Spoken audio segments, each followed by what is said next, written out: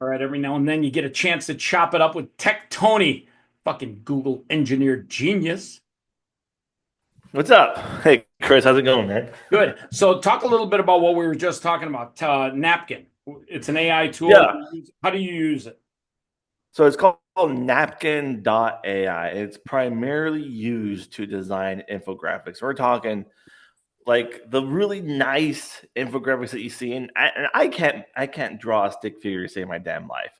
So, and my admin, as great and useful as You she didn't doesn't use it to make understand that Google Ads. sleeve. You didn't use that AI tool to do that sleeve on you, did it? That's not an infographic on your sleeve, is it? No, no, which one? You're like, oh my God, it did an No, no. infographic and then it just kept going. My artist did that one for me, Let's see, but what I is it? really enjoy infographics. I'm Let's see sorry. what it is. What is it on your arm? So this one I do MMA fights, and this is my striking arm. And so this one my artist designed. It's part of the knife, and when I have my glove, it looks like it's in there, and Oh, it's I a fucking viper love that. holding I a knife. love that. What's the other Yeah, one? and then this one is for my son. That's actually his name in binary code on my arm, and this whole one's for my kid, dedicated to him. I'll be honest with you. I thought your cat scratched up your arm for a second there. I'm like, poor guy. He's got a cat that's just clawing him to death. No, no, I'm a dog guy. No cats. I'll be honest with you. No cats here. I got three dogs. It's funny. My little guy, he's a 10-pound rat terrier Pomeranian mix, and I got a big guy who's a Cane Corso Chocolate Lab. The big guy, he's the big tough one in the house, and he hates cats. So slowly but surely, I think they somehow communicated with each other because now the little guy hates cats too. He'll chase one down the street. There's like a neighborhood cat, and he sees it, and he's like, Mhm. I see him chasing the cat down the street. Motherfucker, I'm gonna kick your ass. And he comes back all winded, and I'm like, what are you doing? He's like, me and the big guy hate cats. I'm like, all right. I'm getting back into it. I'll get myself another dog eventually, but no, no cats, Well, no cats. Just about 14 tattoos up across my body. you really never get a dog.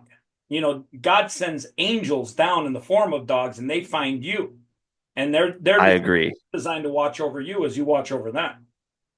We don't deserve them. We don't. Well, here's the crazy thing. I got three dogs and I'm a single guy. I got the big guy who I've had for ages. And then I dated this girl who had puppies while she was living with me. And then she moved to a job in Mhm. Alaska. And I just could not give the little guys to a shelter or away. So God brought me these two guys, and there's zero chance a single guy should have three dogs. Trust me, it's like having three kids. You couldn't take them with you if you moved? Well, no, she moved. I had the house, so they stayed in the house. Gotcha. But like Gotcha. if you're a guy, one guy, and you got three dogs, that's three mouths to feed. When you go on vacation, I got to make sure that they go to the doggy daycare, and then one of my neighbors watches the big guy because the big guy he doesn't play well at the daycare. They put him in the pit with all the other big dogs, and I get this phone call going, "Sir, you've got to come get your dog immediately." I'm like, "Why?" He's very aggressive, and I'm like, "What'd you guys do?" And they're like, I thought you gave him like a little hotel room. They're like, yeah, but we had playtime. I'm like, no, I told you on his card. He doesn't like to play. He considers it war. And they put him in a pit. And Oh, he came back looking at me. He's like, I am Sparta. I'm like, no, buddy, it wasn't that. He's like, I thought it was the last man standing. I'm no, don't what you go in there for? I guess he got involved in a little skirmish with one of the other big dogs. I don't got a dog no more, but I do. I am a single dad with my company. And top of running a company, I'm a single dad to a child with special needs. Listen, So, I, yeah, I, I think companies are like having a child. What the hell? having team members is definitely managing that. Yeah, it's yeah. Like I said, at the end of the day, life, God brings you challenges. God brings you dogs as angels. God brings you challenges in your life. And at the end of the day, he only gives you exactly what he knows you can handle. He does not give you more than what you can handle. Even if you're underneath that bench and you're like, oh, Lord, it's too heavy. It's too heavy. God's in there whispering in your ear, no, it's just heavy enough. Push harder. You're like, oh, God, it? And God's like, yes, I have faith you can do it. No, God, I don't think I can do it. And then sure as heck, you lift it up. And he's like whispering back in your ear, I had faith in you the whole time. And you're like, okay, but next time a little lighter the load. And he's like, no, next time I'm going to make it heavier because I know you could do it. And you start thinking to yourself as you get older, holy shit, all the challenges God gave me is because he knew I could handle them. Mm-hmm. I definitely believe in that. That's the truth.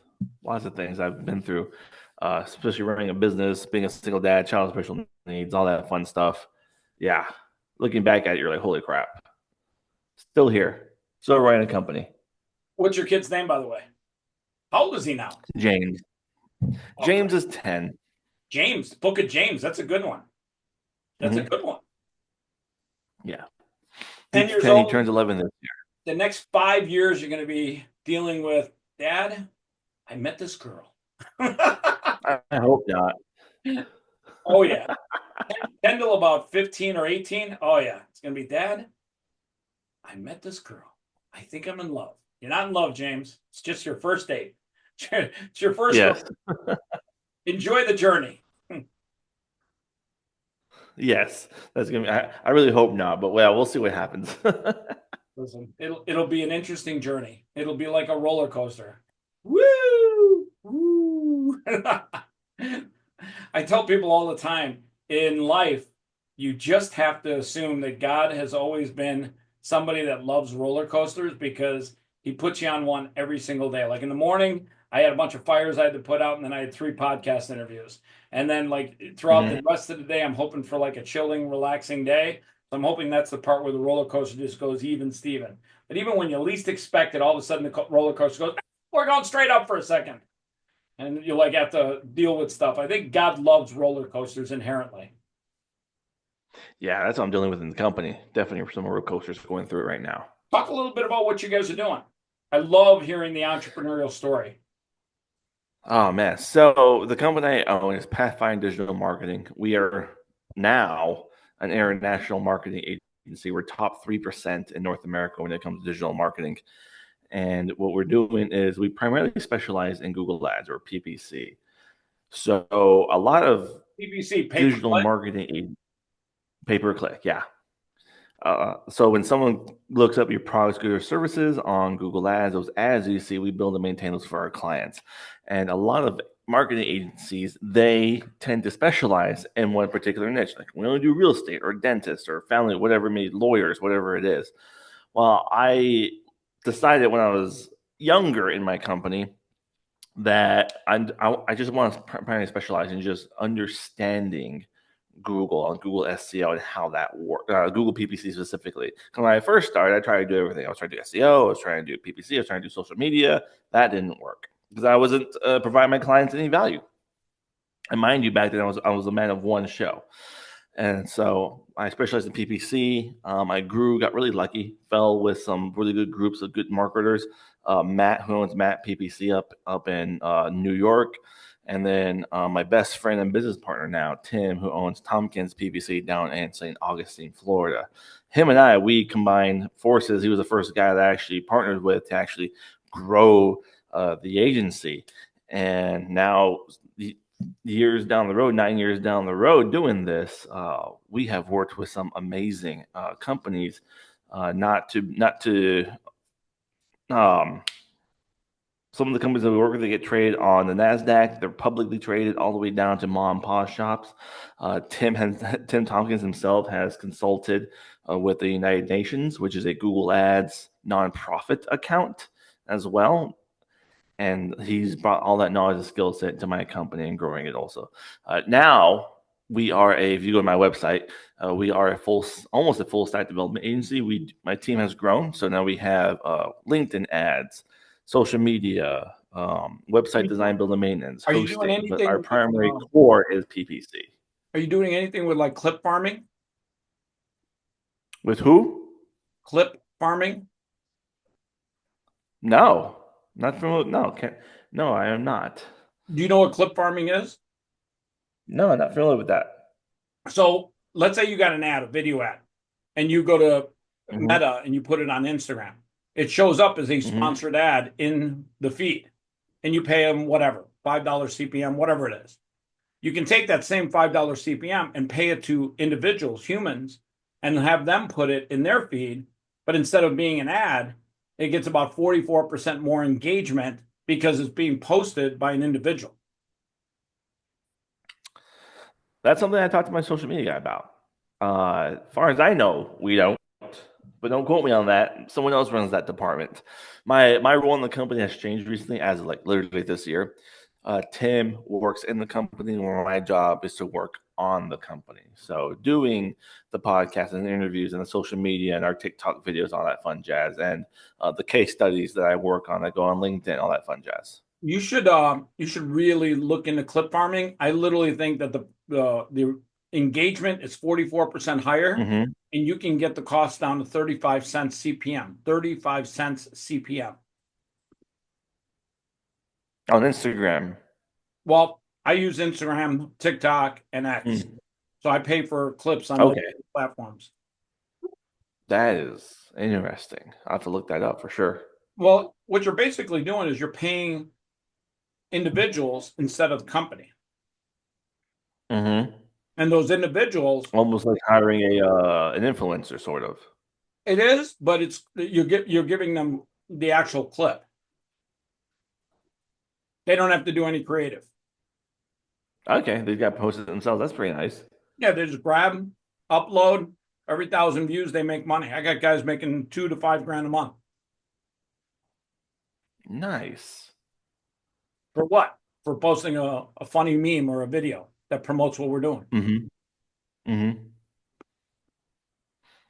I like that. I do work with some I've done some influencer marketing myself. I got to work with Mountain Dew and Oakley's. In fact, I still own the pair of glasses they gave me. Which is I pretty love cool. Oakley. They But have a backpack. I don't know if you've ever seen their kitchen sink backpack. yes, I know exactly what you're talking about. Best backpack on the planet. Best backpack. I've got two of them. I literally love that backpack. Yeah, yeah. Both of those I fell upon by accident. I was making TikTok videos, and both of them. So the Mountain Dew reached out to me, and because I was drinking a can of Mountain Dew during a video and it did well, so they wanted to pay me for some more videos. And then Oakley's, I was complaining about my glasses. I forgot who I was using at the time, but because I blue screen. We're on computers all the time. I can't see anything. I'm blind. So I was complaining about how long it took for me to get glasses. And Oakley saw me on Twitter, actually, reached out to me like, hey, we have a great process and some amazing glasses. Like when it comes to blue screen for guys like you, can you just wear them and make videos with them? I was like, okay. I feel like I'm that meme where they're like somebody's eating popcorn and they're like, I'm going to go get the popcorn. Oh, I'm eating actually cashews. I don't know what it is, but they're high in protein and they're like the best snack I can have around me. oh, personally, my favorite nut as well, cashews. I actually have a pile of them behind this computer monitor. Cashews and pistachio, it's like 50-50. If I can mix and make cashews a green pistachio and make it like a pistachio, that would be awesome. Nice. There's something Nice. about I have a cashews. pile of them. They're just literally the best. Yeah, I got a pile of them behind my monitor here, which I do snag on through the day. Is that an actual ale? Is that like an old Viking, a glass of ale, warm beer? No. Well, no, it's not beer. It does look It's like lemonade. it looks like a Viking chalice, though. This is actually a mug. Funny. This is a Batman mug that was given to me as a birthday present from an ex-girlfriend years ago. It's a damn good glass mug. I just never got rid of it. Well, it's funny because if you ever seen Lord of the Rings, when they go into that bar at night and it's so dark in there and they're like, pour me an ale. And they like grab one of those mugs like that and they pour like warm beer in there and they're like, ah. I'm thinking to myself, holy fuck, the guy's got warm beer. He's just chugging down a big ale, glass of ale. So hey, No, yeah, no, not. I have one time I was in a meeting with Amazon because I used to work for them. So Amazon does the whole you resell on Amazon or your products on Amazon, that bullshit.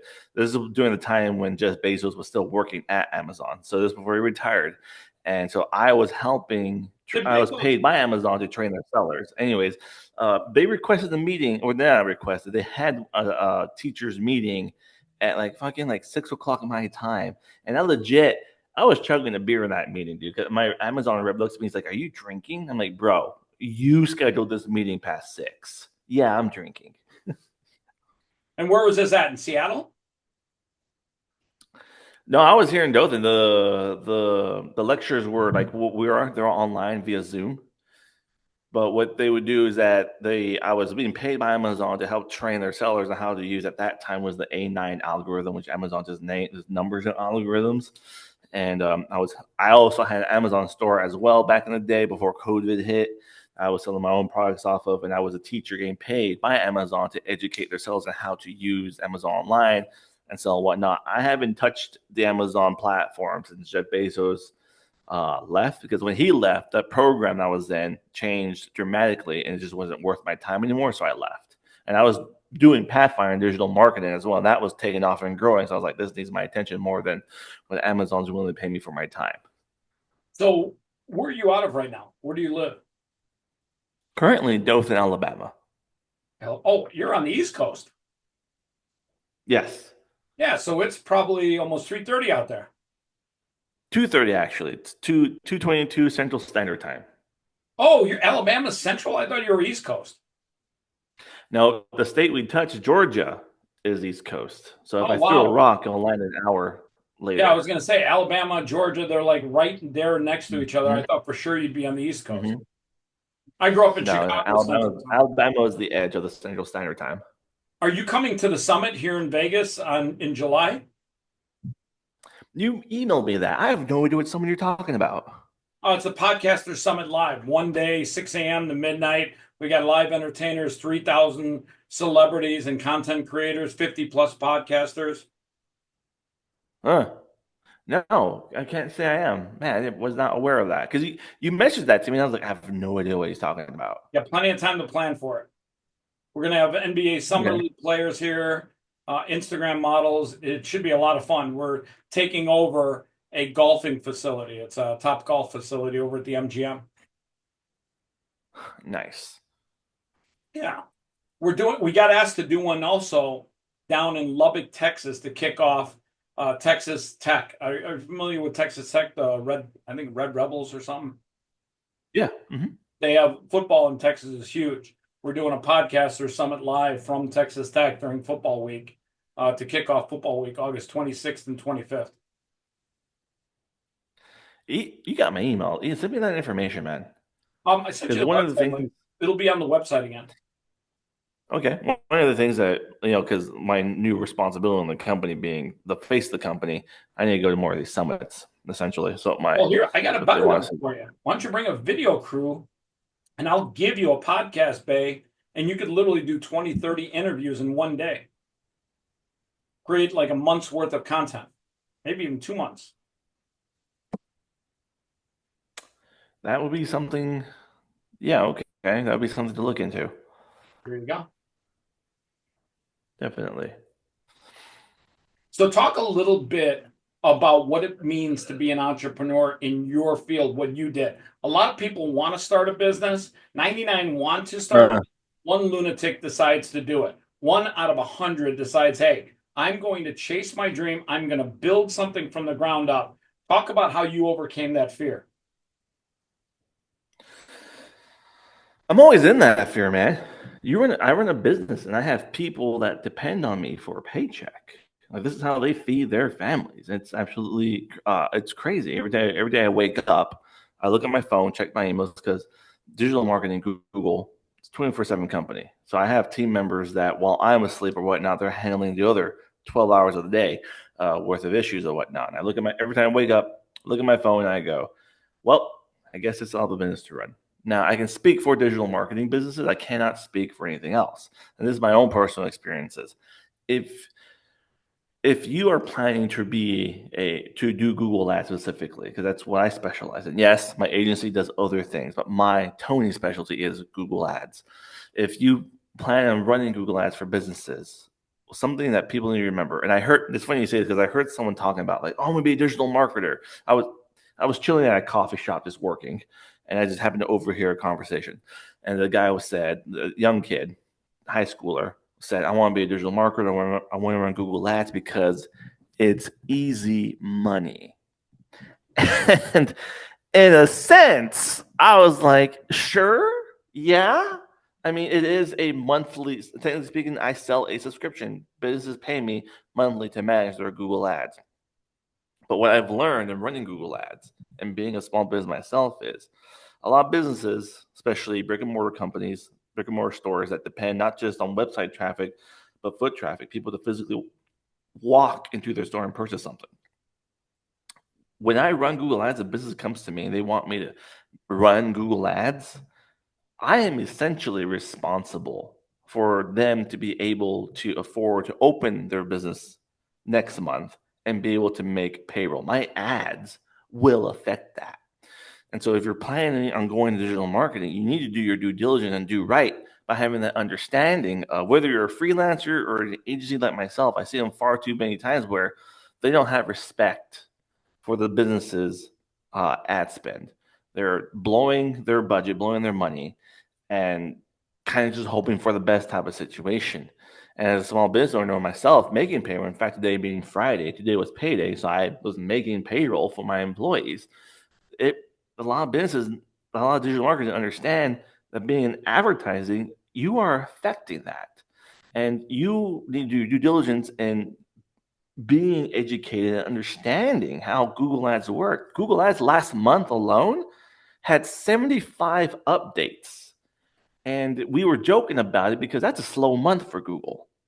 On average, we're doing, When you mentioned 100 plus SEO updates. earlier, I always think of SEO as a moving target because SEO changes so much that you're constantly catching up to try and do it. Constantly. Yeah. Constantly. It's like a moving Google target. Ads, when I started this, my mentor Matt told me Google Ads. He's like, imagine you're in a warehouse the size of Home Depot. It's completely dark. You have a gun. Somewhere out there is a target, a pigeon target. Well, we've all been pigeon shooting, so you know the size of that is. There is a target that's a pigeon target that you have to hit. You are on a platform moving around, and that target's on the platform moving around. You got to hit that target, and it's pitch dark. He's all, that's Google Ads. SEO is something similar as well, as I've learned through the years. And so it's as a digital marketer, you have to do due diligence and right by your clients, regardless if you tend to specialize in something or you don't. I just got done talking to a client, a new client that I'm onboarding. They were working with an agency. The company they are a roofing company. I want to repair roofs or build new roofs, and that is it. Well, this other digital marketing agency that they were working with before had them ranking organically online for HVAC. And I'm like, what is this? Clients, we are an industry that every business knows. We have to use Google Ads. It's a black box that sits in every business, but not every business owner understands how to use that. Now, Google is a pretty smart system. If you create a website, you throw it out there, even if you don't index it properly, if you just throw it out there, Google's going to kind of figure out what this is. But these business owners, they're not digital marketers, they're not graphic designers, they're not SEO guys, they're not cameramen. He's a roofer, and so he put his trust that this company would bring him leads. And over time, he noticed, business owners after a while, they're gonna be like, I spent this much of money, no matter what the amount of money is, what am I really getting for it? A lot of times, I get hired to audit accounts. It's one of my favorite things to do. And I don't go into that audit expecting to steal a client. A lot of it's for educational purposes. I'm just a third party, uninterested person. They're like the business owner, like, hey, educate me a little bit on this.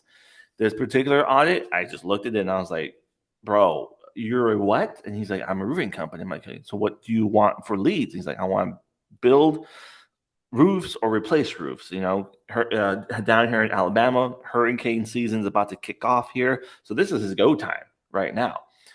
And I'm like, I showed him plain and simple on his Google My Biz listing. Bro, you're ranking for HVAC installs. Do you do those? He's like, no. I'm like, okay, we have a problem here. That company, for a reason, didn't really do their due diligence to make the correction. Now he is my client.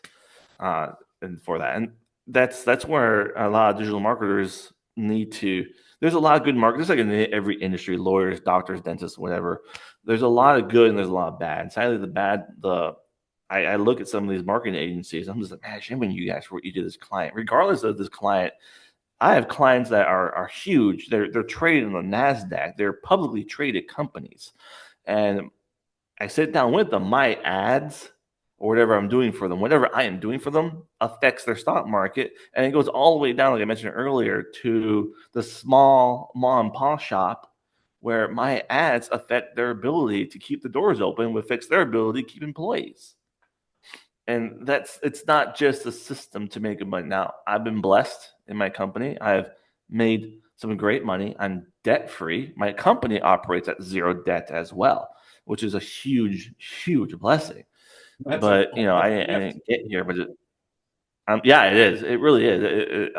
Besides all the random programs I tend to pay for, and all the random AIs that I'm buying, trying out. But anyways, that's a whole other problem on its own. But yeah, we operate at zero debt, so I'm very proud to say. As of this year, we started this year, the first year, zero debt in our companies and in my Wait till you personal get life into as well. AI development. You'll go into debt like crazy. Developers are highly expensive in that space. Well, before ChatGPT did its thing, I mean, public or whatever it was 2 3 years ago, we were already screwing around with AI. We were screwing around with Gemini. What was it called? Gemini then? It was called Bard. no Bard. Yeah, Bard. There we go. You know why they changed the They name, keep right? yeah, they keep changing their damn. Like, just pick something already. No, no, Like, just no. stick with it, guys. You know why they changed it from Bard to Gemini? No, I actually no, I don't. I don't. They had to. So I'll tell you a story that Google doesn't want me to tell. When they first let go Bard and put it out into the wind, a New York Times Mm. reporter sat for 4 hours and asked it a bunch of questions. And at the end of the interview, Oh, you remember this? At the end of the interview, he asked him vaguely. two questions. Yeah, it wasn't good. Just put it that way. It was very bad. He Yeah. asked Bard two questions. First one was, "What's the greatest threat to AI?" And it immediately answered, "Mankind is the greatest threat to AI." And then the second question, "What should AI do to protect itself?" And Bard said immediately, "Mankind must be destroyed." Oh yeah, I remember that. Now I remember that. Now think about this Okay. for a second. Bard wasn't hateful or evil. It was just telling the truth. If you think about it, we are the most intelligent species on the planet, so therefore we dominate the planet. Cows, we use them as cattle and herd. We basically, take care of that. We are the most intelligent species on the planet. But if AI all of a sudden thinks that it's the most intelligent species, well, then therefore mankind becomes the cattle. Hmm.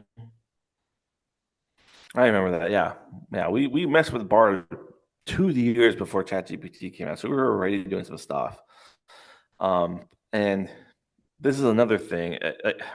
Too many business owners are using AI, regardless of what you're using AI as a crutch. It's not a crutch; it's an aid because it's only going to give you the the better prompt you give it, the better you're going to get back from it. A lot of these business owners, they just start typing away like crazy and they're just working with crap and you can see it all the time. It's really aggravating.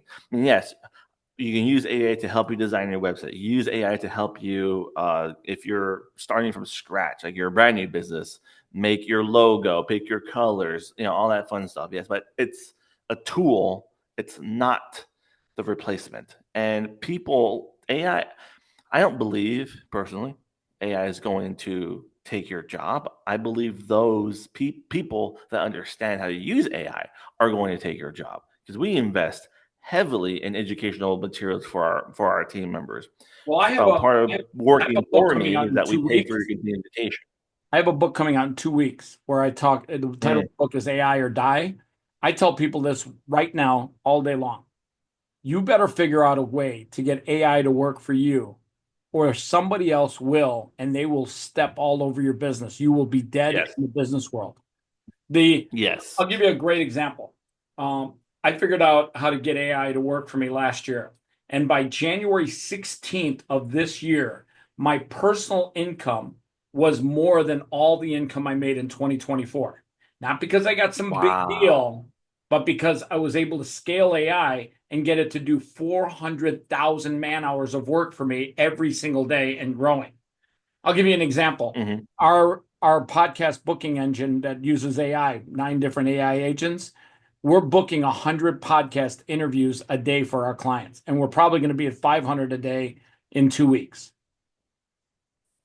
And I couldn't Wow, that is scale nice. that if I had 50,000 employees, I couldn't scale that right now. The way Yes, that AI is able that's to amazing. scale it. Yeah, and we use it now. I mean, one of the biggest things that we use AI in our my industry for right now is ad creative because for whatever damn reason, I can't get clients to give me descriptions about their business.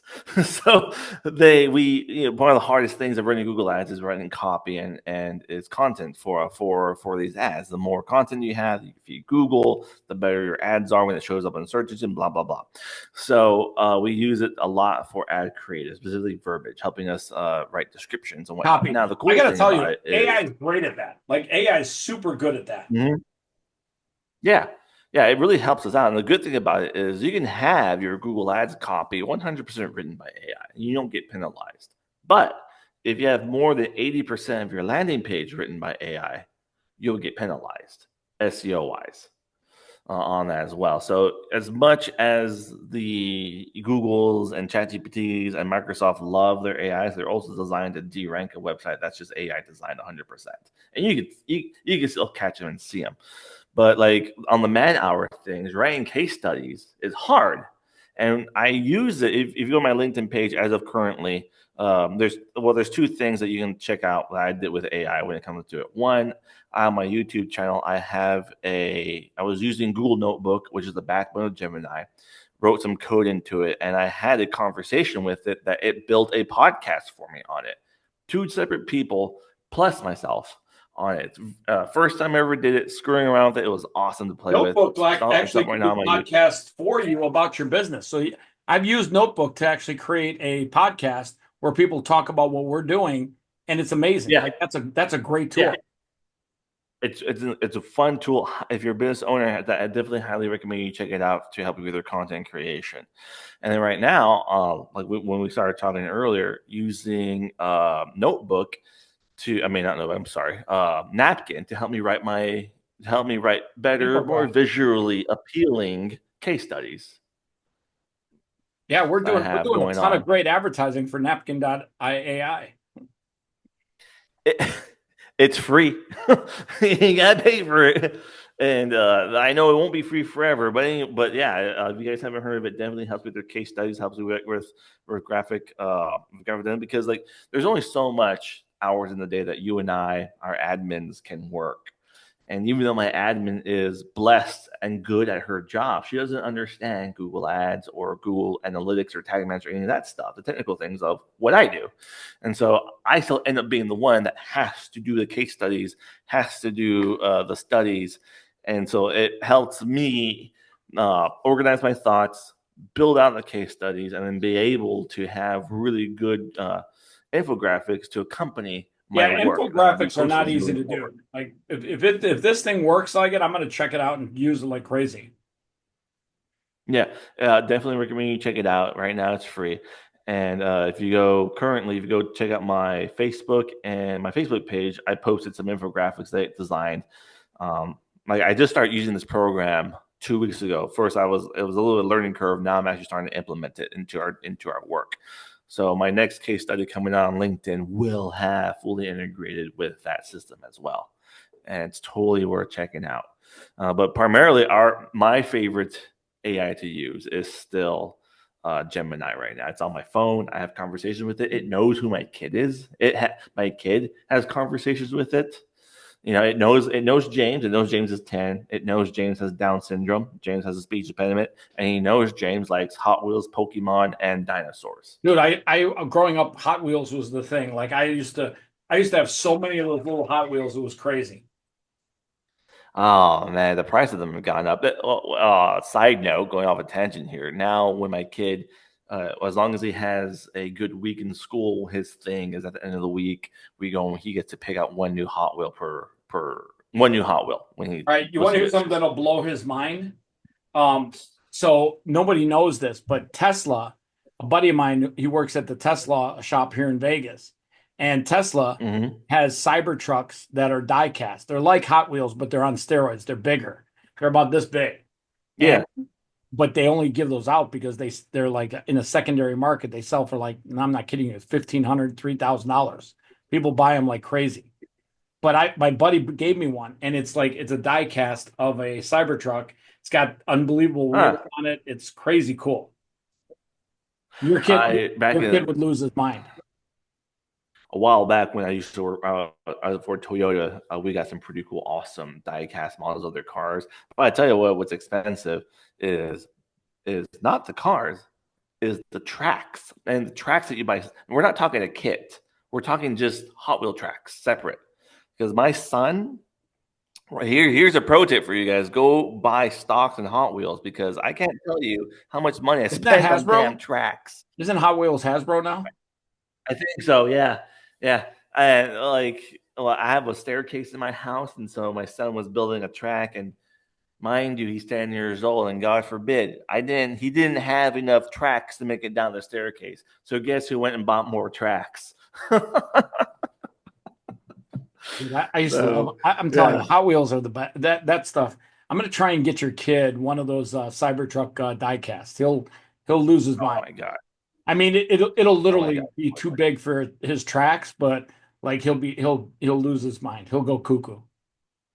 Yeah, it's a whole thing for him now. It's an awesome little thing to see him doing that. And then, I purposely make him interact with Gemini because look at the world our kids are growing up in. He needs to know how to use that stuff. Yep. In fact, So I that's actually mission he critical. Like has a parents have to teach kids about AI right away. Like yes, it because we don't yes. have a lot of time before AI really becomes a part of everyday. Heck, I got news for you. I was at CES this year. AI's in the refrigerators. It's in the stove. It's everywhere. Yeah. And I think we got him a tablet at 4 years old, and he's had one since then. A lot of parents are like, I grew up as a nerd, but I grew up. My dad was an army guy. I was in the military, and I grew up hunting, track, and fishing, which I'm doing the same thing with my kids. But I also grew up during Nintendo and N64 and Sony as well, and so I'm doing the same thing with my child. But he has to stack on top of all that AI. So he has a Google Home unit in his room that he talks to. It does a pretty damn good job. I mean, my son, Down syndrome, so it's a peach pain is the way it is. But he'll talk to Google and he'll ask it, hey, show me a picture of a dinosaur. And Google will be like, would you like to know more about dinosaurs? And he said yes. And that whole integration. Kids need to be integrated into this and have an understanding of it. It is what it is. And parents, if you're a parent listening to this podcast or watching this, your kid needs to be using it because this is the world they're growing up in, whether we like it or not. AI is here to stay. It's for your business. It's for your family, and you need to learn have an understanding of it at the very least. I kind of like when I talk to my clients; they don't have to have an understanding. I mean, they don't have to be in analytics all the damn time like me is. That's what they pay me for, but they should have an understanding of what they're paying me for, what they're getting for out of it. It's the same thing with AI. Your children, you as the parent, okay, if you don't want to learn the new tech, fine, whatever. But your kids, they need to have an understanding of it. Get them the home unit, get them the Alexa or whatever, and have them interact with it and play with it because this is the world they're growing up in. I mean, you and me, when we were at school, when we were younger growing up, and we had, what was it called?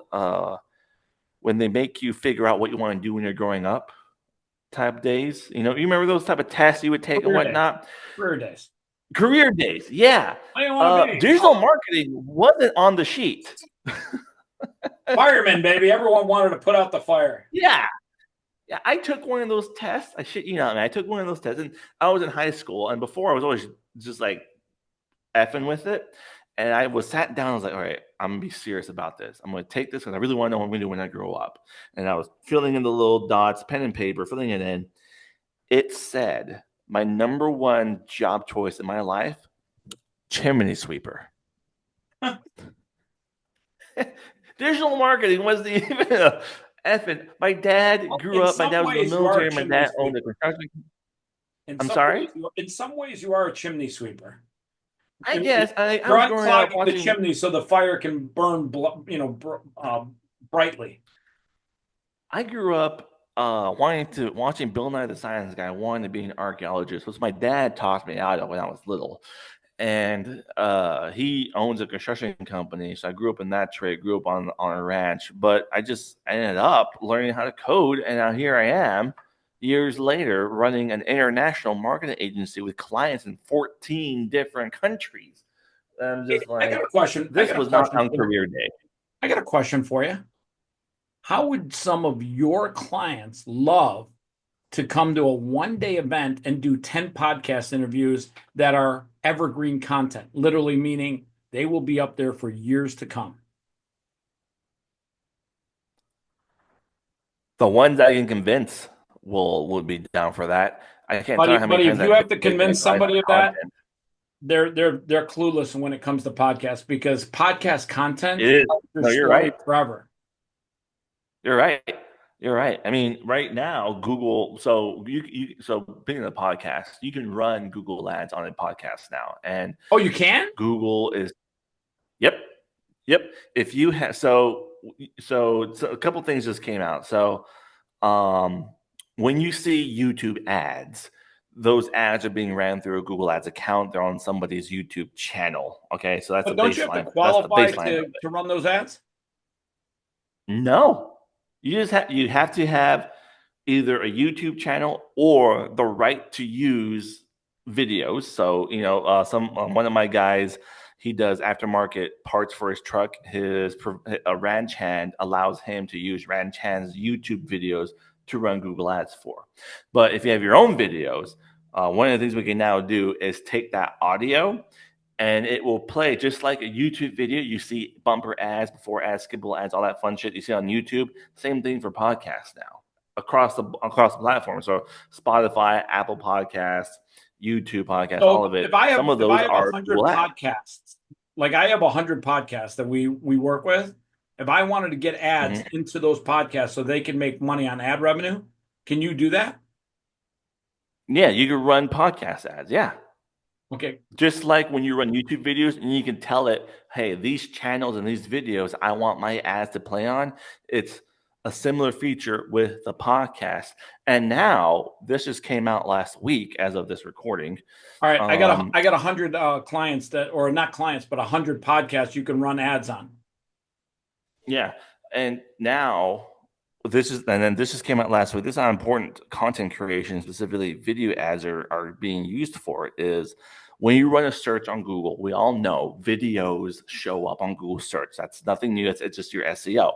Well, now Google is testing the actual videos on search as part of the ad, and it looks really freaking clean and good. And so, as we know, it's in beta right now, but we know how much Google loves video content. So that beta is going to be rolled out to everybody right now. And I can't stress the importance when it comes to clients just making ads. Even Google right now, it does a horrible job at it.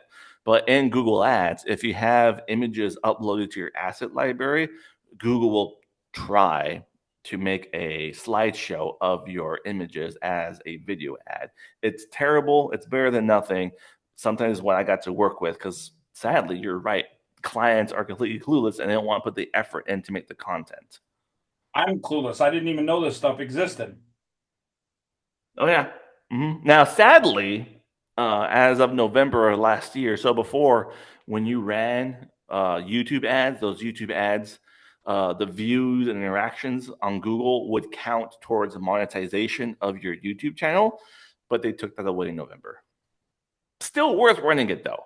Still worth doing it. Just it's a perk that was there that they removed. Interesting.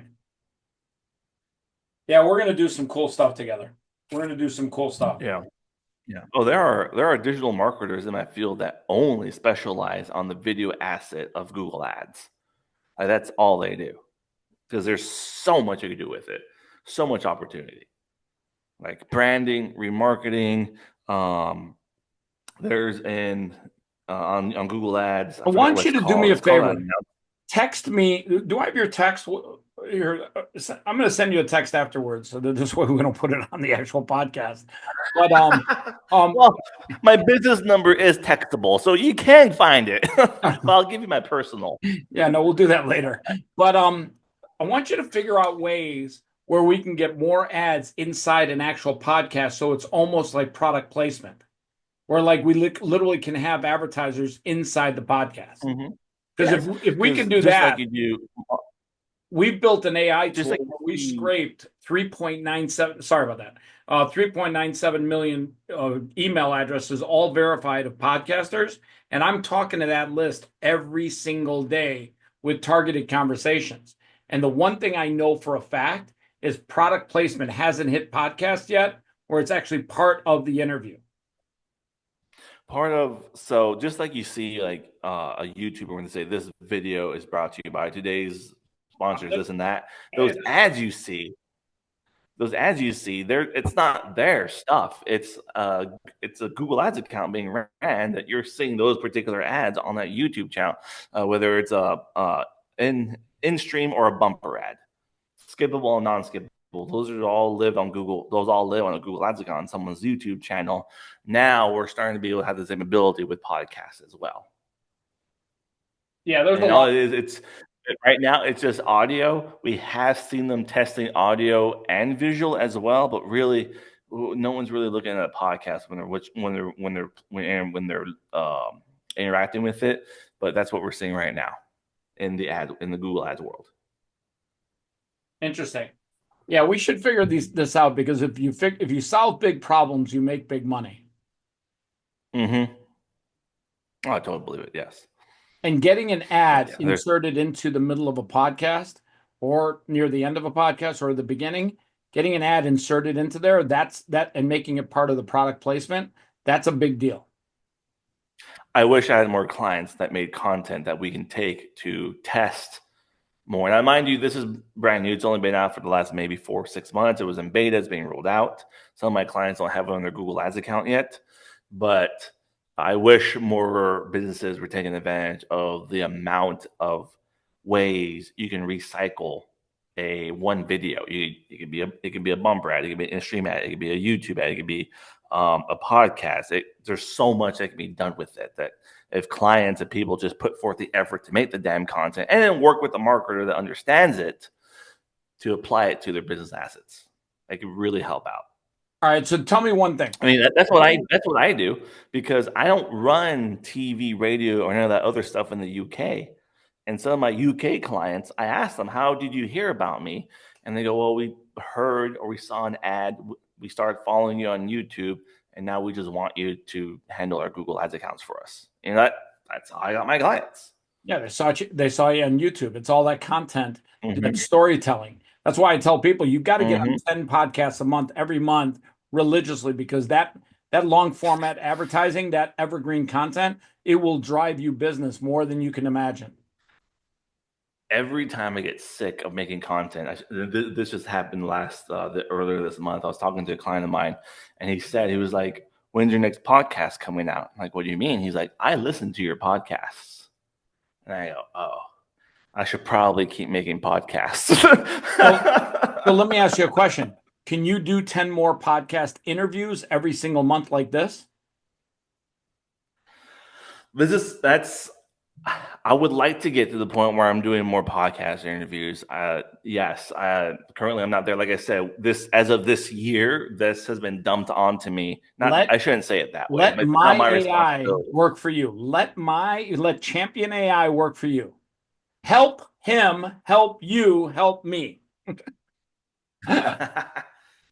Yeah, because one of the things those are one of the things we do. Besides making more content for the company, and for I have 2 companies that I run, but the primary is Pathfinder is also doing more public speakings and being a guest on more podcasts as Buddy, well. Those come are the 2 to things. come to the summit and literally go from bay to bay to bay and just, literally do interviews. Even if they're 15-minute interviews and you can do 15 or 10, Oh yeah, 20 of them in one day. Granted, you get up at 6 in the morning, you go to bed at night, now midnight. It's a long day, but trust me, if you can knock that out in one day, that's like a month's, 2 months worth of work. And I always tell people you And got there to you go. figure out ways to get a lot more done in a lot less time. AI. Yeah. AI is gonna help with that for sure. Cool. All right. So listen, we're going to chop this up again. We're going to talk again. But before we go, I Mhm. want you to talk to people that are out there watching this that are maybe afraid of being an entrepreneur, maybe afraid of chasing their dreams, and give them a message. Tell them something that will get them to chase their dreams. I know it's scary, but you got to get them over it. What do you tell them? Doubt has killed more dreams than failure because you never even tried. Uh now there's no ready, aim, fire. It's just aim and then making adjustments. One of my pro tips I definitely would recommend is go register yourself and your business at your local SBDC. They're normally attached to your local college or community college, the SBDC. They're governed by the SBA, which is governed by the U.S. government. Anyways, their job is to build and help is to help businesses grow.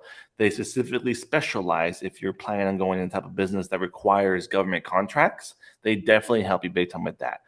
I was told by a friend here locally who was an entrepreneur. He's like, go register with the SBDC at Troy University here in Alabama, and Dothan. We have a satellite station. Anyways, I went and registered there. They assigned me a business consultant, and not just a business consultant. A business consultant actually knows what they're doing and is paid. It was free. This It was a consultant, and I met with him at the beginning once a month. I mean, twice a month actually, while building out this business. So you just have to start. I I don't consider myself lucky. I'm a religious man. I consider myself blessed that I'm doing this every day, and I'm out here running my company, helping other people, whatnot. But failure, I mean, doubt, fear, just not doing it, not even starting, has killed more dreams than failure has. And I have failed a lot while doing this. So if you're listening to this, go and you're like, hey, I want to try this business out. This is my business idea. Go to the SBDC. You've got one. Just pull up Google SBDC, insert your local college or university, and they've got a website, and you can register with them. They will call you, and you can start your journey like that. Awesome. And Listen, that's really that was the foundation. That was the fun that started that foundation that I built my company off of. it's funny. Was working with it. I got a book coming out called Faith Matters, and you talk about being a man of faith. I always tell people you got to have faith in yourself because God has faith in you like you wouldn't believe. His faith in us is here. Our faith in us is here. You got to raise your level of faith. You got to know that you were brought here to do something great. Mm-hmm. Mm-hmm. My my second tip would be learn to delegate. You don't know everything. I don't. I am very good at PPC. I am very bad at QuickBooks. So I had to go out and find someone that was better at that than me to do it. There's no shame in not knowing. You can't do it all. At the very beginning, yes, you're going to. No shit. I understand starting a business costs money, no matter what type of business you're in. But there's going to be a point where you are just hurting yourself by not working with somebody that knows more than you in something. It could be your QuickBooks website, your SEO, going bit social media, whatever it is. Learn to delegate. That was another big thing when my business was ready to take the next step and grow. Going from a freelancer to an actual LLC, now an S corp with team members and whatnot. Learn to delegate. I couldn't agree with you Definitely a more. lot to learn. And even I tell people, even if you delegate to a AI tool that literally does things for Yeah, 24 hours, delegate that, yeah. get that off your plate. Because the more that I've gotten stuff off my plate that I didn't like to do or don't care to do, the happier I am. And I'm literally Mm-hmm. working more hours per day, but I'm doing the things that are more productive for me. Yeah, your days are more productive. Yes. One of my admin when I hired her, she would literally, because she's remote, none of my employees, none of my team members live anywhere close to me. She sat there like we are, video conference, and she went through my whole day. And any time that I sidetracked from working on a Google Ads account, she would be like, "Nope, I can take that off your plate, or we can have AI help us with that." That could be assigned to something else. Awesome. And so Listen, you learn that as a business owner when you're growing, like especially now because we have AI tools that can help you with a lot of that work. And then it's just as a business owner understanding, okay, I don't do this. I am a plumber. I shouldn't be, I don't know, changing the oil in my cars or something. It's just, that's not what you do because doing that doesn't make you money. yep. Listen, Tony, we got to If chop it I'm up not in a again. Google Ads account, I'm not making money. We got to chop it up again soon, but I got to jump on another podcast. Really glad we had a chance to talk. I want to dive deeper into figuring out how we can get product placement or ads inside of an actual podcast. Yeah, I would. What we can do, my second in charge, Tim, will be back next week. He's on vacation currently, By the way, and we can. think about this for a second. A friend of mine owns a company called Opus Clips. Are you familiar with them? Yeah, I've heard of them before. 10 million people use it. They use AI to chop up long interviews and make clips. I Yes, think we SaaS. can It's a SaaS actually company. Yes, I think we could do something cool with Opus Clips and maybe create ad clips that can go inside of Opus Clips. Because if they're chopping up it's content already, it wouldn't take much to do an ad clip. every, if one of the biggest challenge. Well, a challenge is having a client get me what I need in the correct clip format because Google Ads has very specific things. If there's a tool out there that can help my clients do that, besides having a photographer and videographer that knows what they're doing, that would be huge. Well, they're already That would making really help clips because digital marketers. they can make these clips any way you want them. The size, format, the length, the whole nine yards. They're already clipping them up. So I think there's a way to do it. I'm going to bring them into the dialogue with us. I bet you if we figure this out, we create a whole new ad unit. Because these platforms, Facebook, Google, whatever it is, they give you the rule book and how to use them. But here's the thing: they're not your friend. Google's just going to take your damn money no matter what you do. So if we do it right, you'll get better results with it. Exactly. He's Tec Tony. He's a bearded man with a lot of fucking knowledge. Thanks a lot for chopping it up with you, man. I appreciate it. Chris, appreciate your time, man. Thank you, Tony.